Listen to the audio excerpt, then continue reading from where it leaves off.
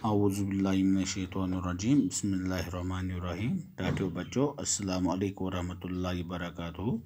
आज 19 अगस्त 2020 तारीख। टाटियो बच्चों तो पा कि आज 5th क्लास कौशर पान तो ओतर सोन टॉपिक ओतर पे सह गो सिर्फ ये कश्तवाड़ तो रात लगे कश्तवार कह सवाल तो वन कह सवाल तो तम लिखो गो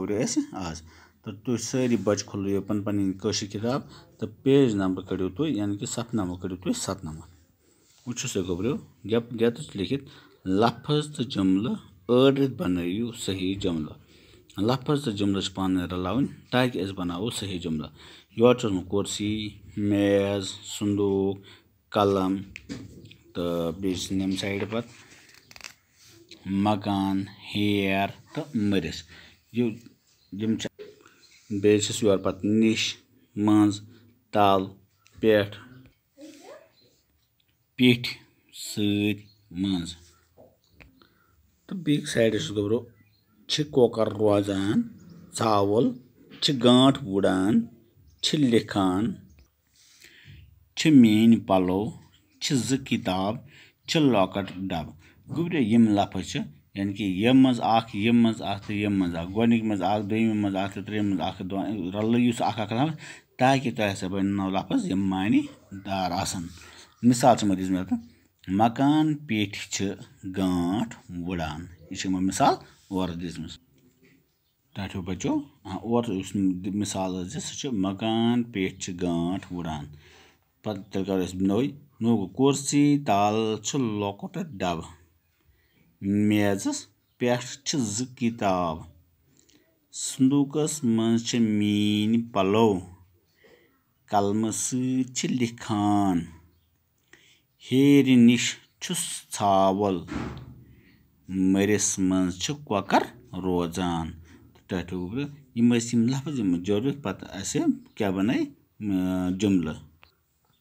वो गोबरो अम पे खाली जाय पर पहलगाम 15 जून 2018 टठ यार चिट्ठी लिखम पन्नस यारस तो अथ मज वन तो वो गोबरो अत बरन उम्मीद छम उम्मीद छम वारे आसक योर डैश डैश पे आसक गोबरो वारे उम्मीद छम वारे आसक छुक न आज ताम पहलगाम आमुत नसा आज ताम पहलगाम आमुत जहन गो लिखो पहलगाम डैश डैश अफजा मकाम पहलगाम मशहूर सेहत अफजा मकाम गो गोबरो मशहूर सेहत अफजा मकाम ये जाय गोबरो ये जाय जगह साफ हवा तो सर्द आब मुख साफ हवा तो सर्द आब मुख मशहूर योर तरफातो गोबरो तरफातो पेठ कम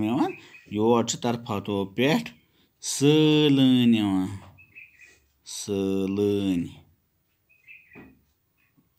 सलन वातान म्योन उबूजी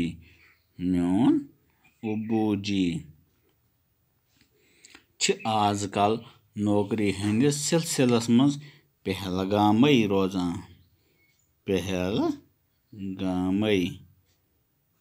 ठहरित बत तस सत गो तस क्या गो